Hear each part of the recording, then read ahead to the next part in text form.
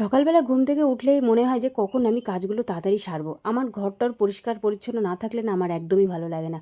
পরিপাটি করে কাজ করব, সুন্দর লাগবে, ওইটাই আমার প্রধান কাজ। আমার ওই নিজেকে পরিচর্যা করা, এই করা, তা করা, নিজেকে নিয়ে আমি কখনোই ভাবি না।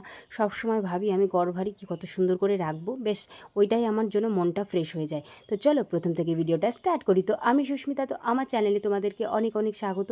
তো ঘুম থেকে উঠেই কিন্তু মোটামুটি দেখো সকালের ওয়েদারটা এত সুন্দর, ভাবছিলাম যে সকালবেলা বৃষ্টি হবে, কিন্তু দুঃখের বিষয় বৃষ্টি তো দূরের কথা, আবার সেই রৌদ্র উঠে গেল।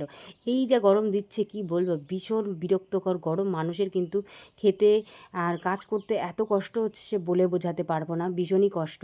তো যাই হোক, আমি চলে এসেছি রান্নাঘরে। সকালবেলা তোমাদের কোনো কাজ দেখাতে পারিনি, কারণ কাজ বলতে আজকে আমি সকালে তেমন কোনো কাজই করিনি, কারণ আমার শরীরটা তেমন ভালো না। তো যাই হোক, রান্নাঘরে এসে কিন্তু আম কাটছি, এদিকে পটল কাটছি। আজ পটল ভাজা হবে, আম দিয়ে টক ডাল হবে, আর হচ্ছে আলু সিদ্ধ। আজ কিন্তু মাই রান্না করবে, কারণ আমার শরীরটা ভালো না, মাকে বললাম তুমি রান্না করো। তো যাই হোক, এদিকে মা কিন্তু রান্না বসিয়েই দিয়েছে। তো এদিকে মা রান্না করছে, আমি ভাবলাম যে তোমাকে একটু গুছিয়ে দিই, মানে মাকে একটু গুছিয়ে দিলে রান্না করতে কিন্তু খুব সুবিধা হবে।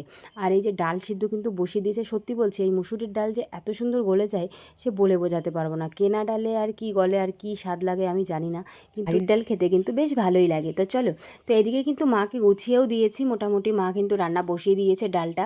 আর সত্যি কথা বলতে সকালবেলা কিন্তু কাজকর্ম করে নিলে কিন্তু অনেকটা কাজ এগিয়ে যায়। আর সত্যি বলতে আজকে ভেবেছিলাম মাছ নেব কাকার থেকে, কিন্তু উনি আসতে এতটাই লেট করে যে রান্না করতে করতে 11টা বেজে যাবে। তো মাকে আমিই বললাম যে তুমি রান্নাটা বসিয়ে দাও, ওই ডাল বাড়ির যা আছে তাই রান্না করো, ও মাছ রান্না করতে গেলে আজ কিন্তু রান্না বা খেতে হবে না। এই যে গরম পড়ছে, ওই 10টার সময় রান্না করতে গেলে ভীষণ কষ্ট হয়ে যায়। আর এই কাঠের রান্নাঘরে সত্যি ভীষণই কষ্ট হয়, যারা রান্না করে তারা জানে। তো যাই হোক, কিছু করার নেই। এদিকে কিন্তু মাকে গুছিয়ে দিয়ে কয়েকটা পটল ছিল, সেগুলো ভাবলাম ফ্রিজে রেখে দিই লঙ্কা টঙ্কা দিয়ে। যা গরম পড়েছে কি বলবো, সবজি টবজি কিছুই ভালো থাকছে না। তারপরে চলে এসেছি হচ্ছে আমার ঘরে। আমার ঘরে এসে কিন্তু যে চাদরটা দেখতে পাচ্ছ, ভেবেছিলাম এই চাদরটা পেতে দেবো, কিন্তু না, একটু ভালো রোদে দিয়ে আসি। এই যে ছোটো ছোটো পিঁপড়ে, জানি না কোথা থেকে আসছে, বৃষ্টি হবে বলে পিঁপড়ে উঠছে। আমি এত পরিষ্কার করে রাখি, তাও যেন কোথার থেকে যে পিঁপড়ে আসে, একটা দুটো কামড়ায়, ভীষণ বিরক্ত লাগে। যার জন্য ভাবলাম যে একটু রোদ্রে দিয়ে দিই, বেশ ভালো হবে। আর এমনিও গরমের সময় কি বলো তো, সবারই একটু ঘাম হয়, তো চাদর টাদরে ঘাম লেগে যায়, কেমন একটা লাগে। তো ভাবলাম ধুয়ে দেবো, ভাবলাম তো কয়দিন আগেই পেতেছি, তো আর জন্য ভাবলাম যে থাক, আর দুদিন পরে ধুয়ে দেবো, একটু রোদে দিয়ে দিই, গন্ধ বাতাসটাও সরে যাবে, বেশ ভালো হবে। তো যাই হোক, কিছুক্ষণ রেখে টেখে দিয়ে তারপরে আবার চলে এসেছিলাম রান্নাঘরে। তো রান্নাঘরে এসে দেখছি মার এদিকে ডাল রান্না হয়ে গেছে, পটল ভাজা করছে। উফ, কি বলবো, পটল ভাজার যে এত সুন্দর একটা গন্ধ, বাপরে, মনে হচ্ছে একটা খেয়েই নিয়ে। সত্যি সত্যি কিন্তু আমি একটা পটল খেয়েছিলাম। এই গরম গরম পটল ভাজা খেতে কিন্তু ভীষণ ভালো লাগে। আর তার সাথে যদি আলু সিদ্ধ মাখা হয় শুকনো লঙ্কা আর সর্ষের তেল দিয়ে, আর কি কিছু লাগে আমার তো মনে হয় না। আমার সত্যিই খুব ভালো লাগে এই আলু সিদ্ধ ডাল। এই গরমের দিনে কিন্তু তুমি যাই বলে, এই বাবার বাড়িতে গেছিলাম, প্রতিদিন ওই মাছ মাংস, সত্যি বলছি মাংস আমি 2 পিস নিজের থেকে খেতে পারিনি, মানে এতটাই বিরক্ত লাগছে খেতে। কারণ সেই মানে স্বাদ পাচ্ছি না মুখে, একেতেই একটু শরীরটা ভালো না, তার মধ্যে আর মুখে কোনো স্বাদ পাচ্ছি না। তো যাই হোক, কিছু করার নেই, গরমের দিনে সবারই মুখে কিছু ভালো লাগে না। এদিকে কিন্তু আমি ঘরগুলো মুছে নিচ্ছি এক এক করে। এই যে ফার্স্ট টাইম না, অনেকবারই আমি মুছেছি, কিন্তু বেশি আমি এই হাতের লাঠি দিয়ে কিন্তু ঘরটর মুছি না, সচরাচর সবসময় আমি বসে মুছি। আমার এই লাঠি দিয়ে মুছতে গেলে না মনে হয় কি ঘর বাড়ি কোনো পরিষ্কার হয়নি। কিন্তু কি করব বলো, শরীরটা এমনি একটু খারাপ আছে, ঠান্ডা লেগে আছে। ডাক্তার বলেই দিয়েছে যে বেশি ঘামে মানে কাজ করো না, কাজ করলে কিন্তু ঘামবে, আর ঘামলেই ঠান্ডা তোমার লাগবে। ঠান্ডা যতই বলো কাজ না করে থাকা যায় বলো তো, ওই সারাদিন শুয়ে বসে না থাকতে ভালো লাগে না। যে বড় কাজটা রান্নার কাজ, রান্না করতে গেলে একটু হ্যাঁ গরম লেগে যায় অতিরিক্ত, সেটাই আমার শাশুড়ি মা করছে। তো ভাবলাম ঘরের কাজ করতে আর কি, যা হয় ছাতা হবে, ওতে আর দেখে লাভ নেই।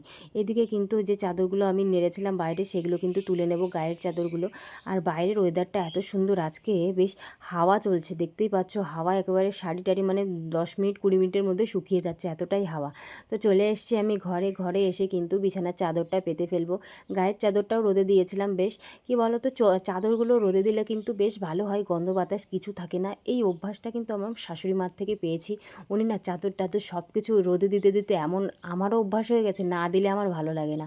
আর সত্যি বলছি, এই চাদর রোদে দিলে মানে একটু নোংরা হয় না, আর সত্যি কথা বলে কোনো গন্ধ থাকে না। যতই হোক শরীরে তো একটা গন্ধ থাকেই বলো, প্রতিদিন তো আর জামাকাপড় ধোয়া সম্ভব না, সে যে যতই পরিষ্কার হোক না কেন। সম্ভব না। তো যাই হোক, এদিকে কিন্তু আমি আমার মতো বলছি, কিছু মনে করো না। যার যেটা ভালো লাগে সে সেটাই করে। তো আমারও যেটা ভালো লাগে আমি সেটাই করি। কাজকর্ম মনে করি একটু ভালোভাবে করলে বেশ ভালোই লাগে।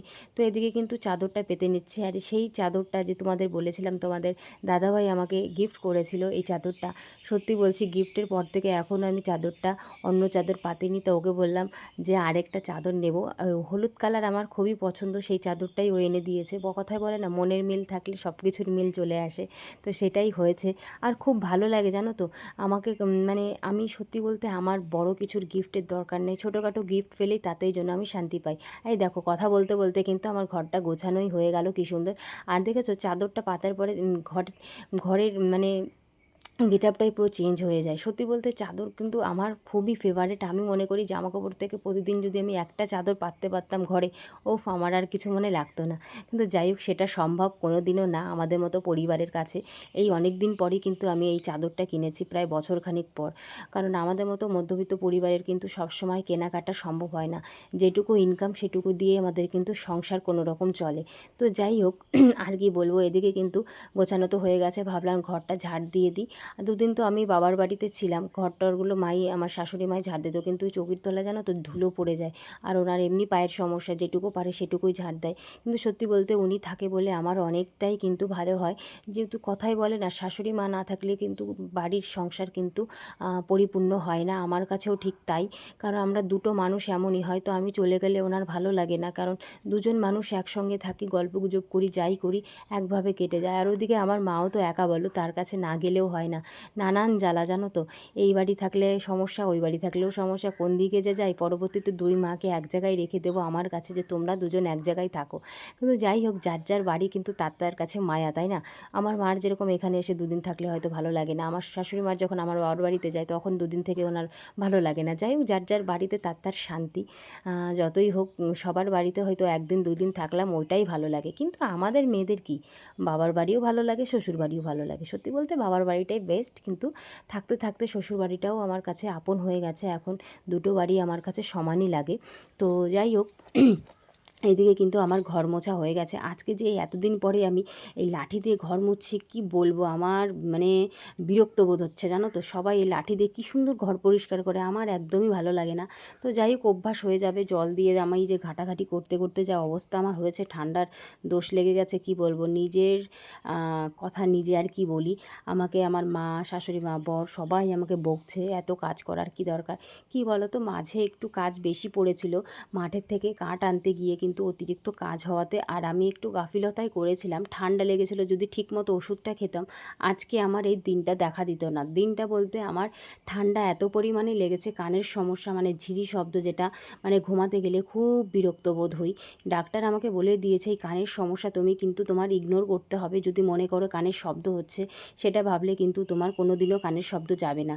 তো যাই হোক, চেষ্টা করছি যে কানের শব্দটা আমি আমার ইগনোর করার, কিন্তু দেখা যাক কি হয়, কিছু জানি না কি হবে সামনে। তো যাই হোক, ঠাকুরের ভরসায় আছি, ঠিক হয়ে গেলেই বেঁচে যাই। তো এদিকে কিন্তু বলতে বলতে দেখো আমার ঘর টর সব কিছু পরিষ্কার হয়ে গেছে, তারপরে কিন্তু এদিকে রান্নাও হয়ে গেছে মায়ের। তো মা একটু এক জায়গায় গেছিলো বলে আমি কিন্তু একা একাই খাওয়া দাওয়া করে নিয়েছি। কি বলো তো, ওষুধ খেতে হবে, তো আমাকে খেয়ে নিতে হবে। তো এই আলু সিদ্ধটা মেখে কিন্তু আমি নিজে যেই একা একাই খেয়ে নিয়েছি। আর বড়মশাই ঘুমিয়েছিল কাজের থেকে এসে, ওকেও আর ডাকিনি। তো কী বলবো, এই টক ডালের সঙ্গে আর এই আলু মাখা খেতে যে কী ভালো লাগে সে বলে বোঝাতে পারবো না। তো যাই হোক, তোমাদের সঙ্গে অনেক বকবক করলাম, তো কোনো কিছু মনে করো না। ভুল হয়ে গেলে অবশ্যই আমাকে ক্ষমা করে দিও। তো চলো, ভিডিওটা আমি এই পর্যন্ত শেষ করব। ভালো থেকো সবাই, সুস্থ থেকো।